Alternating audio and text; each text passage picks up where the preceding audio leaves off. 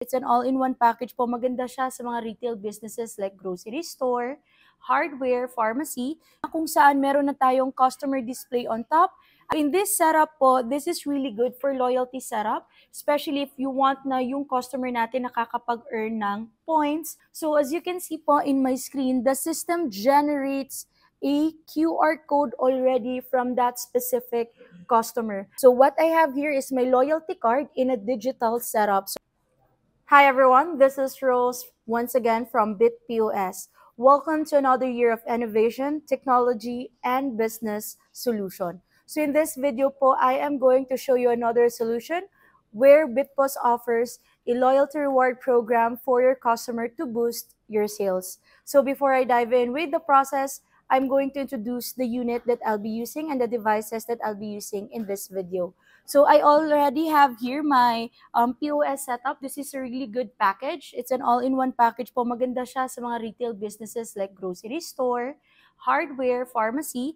It's an all-in-one na kung saan meron na tayong customer display on top. I have my 15.6 inches touchscreen monitor po. And I have my attached keyboard. And meron na din tayong attached na printer na 58mm thermal printer with our very big cash drawer po in one setup. And of course, I also have here in my side our 2-in-1 scanner. This can scan both QR code at the same time barcode. So, sa process natin ngayon, I am going to show you paano yung pagre-record natin, pag-encode natin ng customer profile dito sa ating system. So, in our back office interface po, we have our sales module here kung saan we also have this feature called add and manage customers. So in this setup po, this is really good for loyalty setup, especially if you want na yung customer natin nakakapag-earn ng points every time that they purchase a specific product.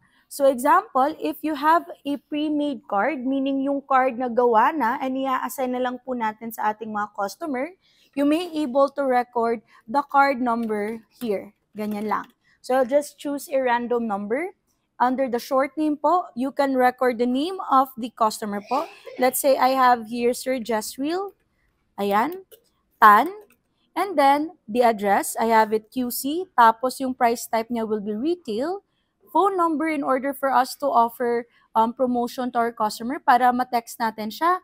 And then tap lang natin ang add new customer. So as you can see po in my screen, the system generates a QR code already from that specific customer, which makes it very efficient kung gusto nyo din na magkaroon ng post-made card. And I am going to give you an example. Nowadays, lahat naman po ng tao ay meron pong smartphones. So what I have here is my loyalty card in a digital setup. So andito na po yung QR code ng card na meron ako in my account. So this QR code will be used in our cashiering process later on pag may purchase po yung customer natin. So let's process here in the cashiering interface po ng cashier. I have my scanner here. This is my sample item. So scan ko lang yung sample item natin dito sa ating scanner. Once scanned, automatic mag-a-appear po siya. I can add more if I want para po ay makita ninyo yung quantity na tumataas every time na nag-e-scan po tayo ng product. So you can actually see I have 3 quantity here, a total of 450 pesos. Now, the next step will be we have a button here in the cashiering side called tag. Dito natin nire-record if it's a new customer, you can record if it's an existing customer, pwede din natin siyang ma-record. So in my end, if it's an existing customer, using this QR code, pwede na nating iscan yan to search that specific customer po. So pag na-search natin, select lang natin yan. The same thing here with the customer credit points or ID, yun pa din yung gagawin natin. We still need to scan, drop this arrow down icon, and you see here that wala pa akong points na nag-gain. So if I select that one, ayan, tap OK lang tayo. So we're gonna process the payment. Control-Enter for tendering, input the pera of the customer, enter until mag-print yung ating receipt. Automatically, the drawer will open. Ayan, it's actually a very big drawer po.